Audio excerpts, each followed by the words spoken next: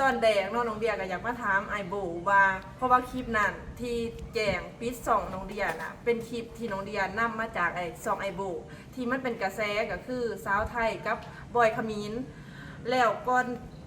น้องเดียก็คิดว่าไอโบคือแจงปิดส่องน้องก็เลยอยากมาถามไอว่าคลิปนั้นมาจากส่องไออดีแม่นบ่คลิปที่ว่าสาวไทยฝานกับบอยขมิ้นการเรื่องเล่าก็ที่ว่าคลิปเนี่ยเอามาจากแอปต่อของบอยคาเมนเนาะไอ้ก็ไปเอามาเอามาเนี่ยไอ้ก็เอามาตัดต่อโดยวิธีการตอบโต้กับสาวคนไทยแมนนะคือจะเป็นมันน่าจะเป็นเรื่องของเจเอเนาะเจเอที่เป็นผู้หญิงคนไทยไอ้จำได้นะแล้วก็เอามาลงทั้งช่อง YouTube ไอ้ดงกรไอ้ลงกรปุ๊บแล้วก็ผมคิดว่าวิวก็ดีเด้วิวดีพอวิวดีปุ๊บเนี่ยไอ้บูวาน้องเอาคลิปวิดีโอไอ้ไปตอนใดบ่ไอ้ก็บ่ได้เคยว่าเฮ้ยใครเอาไปแล้วสิเอาไปเฮ็ดกับบ่ได้ว่าก็แบ่งปันกันว่าบอยขมิ้นเนี่ยไผเฮ็ดก็ได้แต่ว่าไอ้ก็บ่ฮู้ว่าเรื่องราวเกิดขึ้นกับน้องมันเกิดขึ้นอีหยังไอ้บ่ฮู้เด้ตอนแรกน่ะน้องเห็นคลิปนี้ของอ้ายมันขึ้นวิวขึ้นได้เนาะบัดนี้น้องได้ไปเอามาเอาคลิปมาจาก2ไอโบนี่นะจะบ่เป็นหยังคือในใจว่าก็ได้เอามารีแอคชั่นแต่คลิปนั้นก็บ่ได้หลายนะ 4,000 คนเบิ่งเว้าความซื่อบ่ฮอด1 เดือนพุ่น PFC เพราะว่าบางครั้งเพิ่นก็เบิ่งบ่ยาวเนาะแล้ววันนี้แจ้งมามื้อนึงเนาะคลิปนั้นแจ้งมาว่าติดแหลงถูกลบแต่ว่ามีแบบเขาเจ้าลบออกเองนะแล้วมิจิมิวส่งมาว่าแจกปิด2 ครั้งเหลืออีกครั้งเดียว2 ปิวมือนั่นฮะเฮ็ดอีหยังบ่ถือบอกความซื่อเฮ็ดอีหยังบ่ถือสิติดต่อหาอ้ายก็คือว่าเพราะว่าหูขาวๆมาแล้วมีคนบอกว่า2ไอโบจะถือปิดภายใน3 วันก็ได้ว่าคือว่าต้องเป็นไอโบแท้ๆเพราะว่าหูว่าโดนเรียกเก็บเงิน 30,000 บาทแล้วคือว่าจังได๋ก็เป็นไอโบแท้ๆถ้าสิทักไปหาก็บ่กล้าเพราะคิดว่าในใจน่ะปรึกษากับแม่กับน้องคิดว่าไอโบนี่เป็นคนมาแจงปิด2น้องแล้วเรียกเก็บเงินในราคาที่แบบ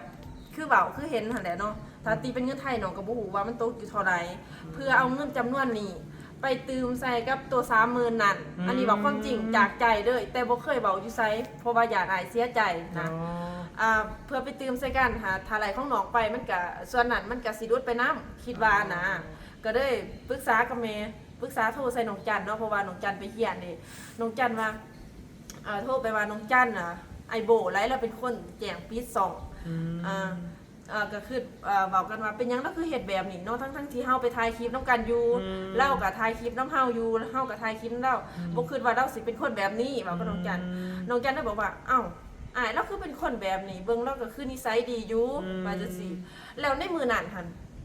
ของคิดว่าจังได๋ก็เป็นไอโบแท้ๆบัดนี้ก็ได้ส่ง Gmail หันต้นนั้นหันไปให้น้องจันอ่านเพราะว่าน้องอ่านภาษาอังกฤษบ่ออกน้องจันบอกว่าซื้อเจ้าของ Gmail นี่ลำมาบาวลาวเขากันได้คิดว่าบ่แม่นบอยคำนี้นั่นนี่ต้องเป็นคนลาวแท้ๆคิดว่าเป็น Gmail ของไอโบนะคิดว่าต้องเป็นชื่อจริงแล้วที่ว่าลำมาบาวลาวนี้แล้ววันนี้น้องจันว่าก็มาบอกกับแม่อีกแม่ก็ว่าเคยไปถ่ายคลิปน้ำกันอยู่บ่เคยแล้วคือเป็นคนแบบนี้แม่ก็ว่าอีกแนวนี้ครบบ่ไล่แม่ว่าอันนี้ก็เว้าความจริงเลยนะเพราะว่าปรึกษากันอยู่หน้าเนาะก็คือว่าเสียใจแล้ว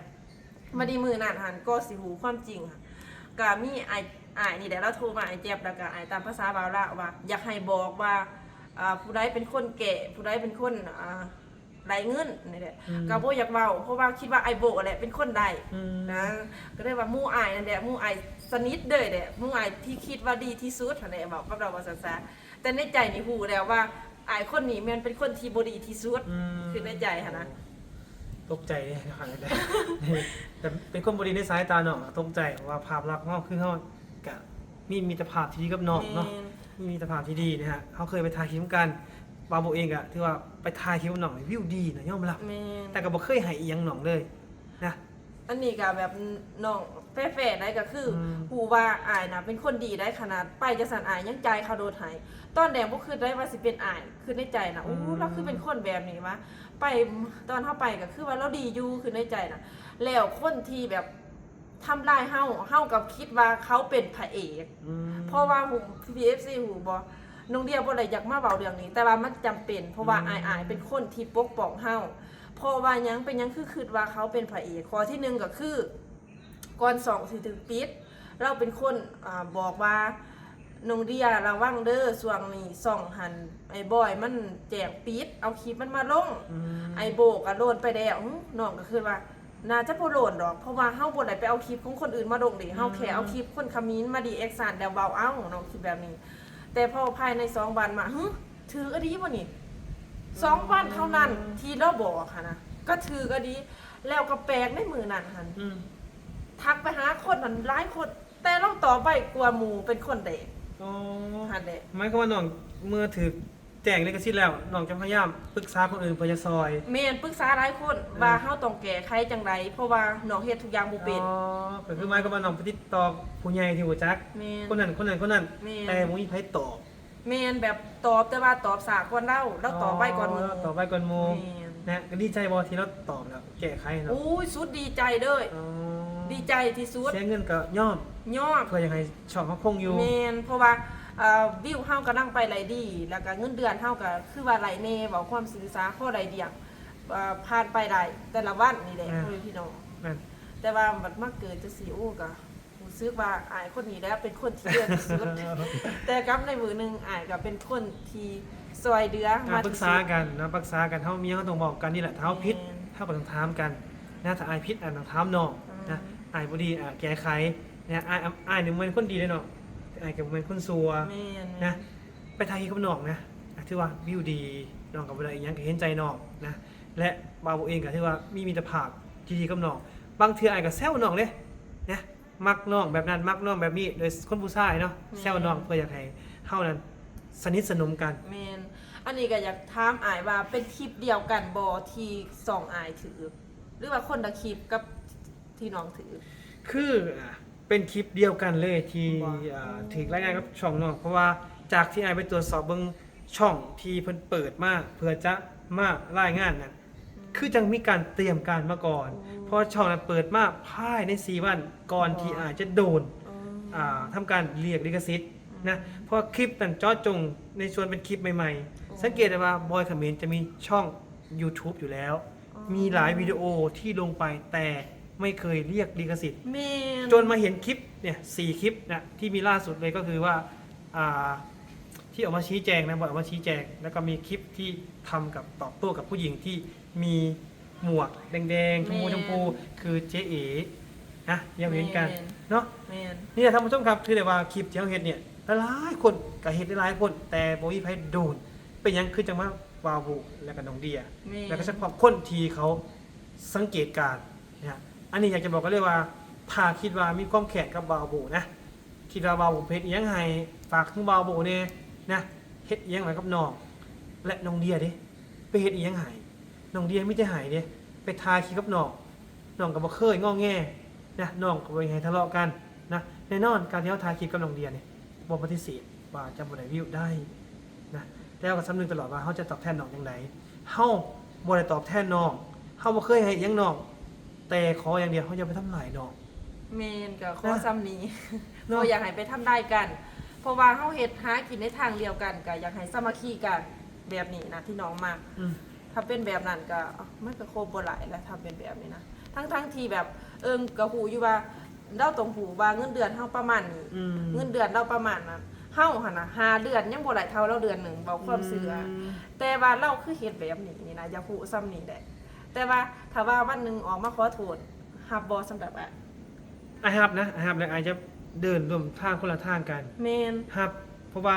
สิ่งที่เราเฮ็ดทุกมือนี่คือความหักแพงกันบ่มันคิดที่จะขาดแขนกันนะแน่นอนน้องเขามีวิวดีอิจฉาเขาเด้แต่ความอิจฉาของไอ้บ่แม่นว่าอิจฉาที่จะไปทำลายอิจฉาเพื่อมือใดเฮ็ดได้คือเขา แม่น การอิจฉาคนนี้มันมีหลายแบบพี่น้อง แม่น อิจฉาแบบไปทำลายได้แบบนี้ แม่น นะไอ้เคยอิจฉาเลยเวลาคนถูกรางวัลที่1เห็นบ่3-400ล้านคนละ แม่น เขาอิจฉาเลยโอ้บุญวาสนาเฮาสิมีคือเขาบ่มื้อใดเฮาเสียได้คือเขาบ่ แม่น เฮาเอามาเป็นแห้งผลักดันบ่แม่นอิจฉาเขาไปทำลายเขา แม่น บ่ได้แน่นอนเพราะฉะนั้นบาวบ่อีอยากฝากถึงน้องๆหลายๆคนเนาะที่เฮ็ดคลิปวิดีโอนะต้องระวังนะการเฮ็ดคลิปวิดีโอเนี่ยคือเฮานี่ก็เป็นบทเรียนเฮาก็ถือว่ายอมรับผิดที่ไปเอาคลิปวิดีโอคนอื่นมา ม่ แต่ตอนหน้าไปเฮาต้องระวัง แม่นแม่น น้องเดียเนาะ แม่น เพราะว่ามีหลายคนเขาถามเลย มันก็ถูกต้องแล้ว ที่เอาคลิปคนอื่นมาเขาเรียกลิขสิทธิ์มันก็ถูกต้องแล้ว แม่นอันนี้ถูกต้องก็ต้องยอมรับ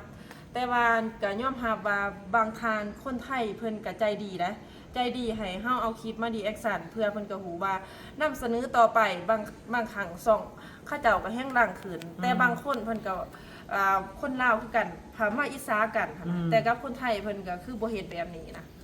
คนเราเขาอิจฉากันอาศัยสองว่างนี้ในการที่จะทำลายกันเพื่อจะเรียกเงินนะฮะเพิ่นเก่งในแบบนี้ก็บ่สมเสยเด้ แม่น นะน้องเดียนะ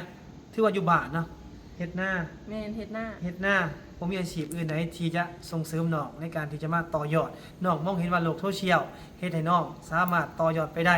นะด้วยความคิดและก็ไอเดียและคอนเทนต์ที่น้องมีน้องเฮ็ดได้ซ้ำนี้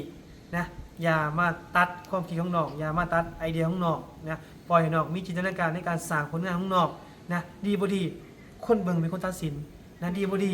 บ่แม่นบุคคลนี่จะมาตัดสินน้องโดยวิธีการทำลายนะน้องเดียมีน้องสาวน้องจินน้องจัน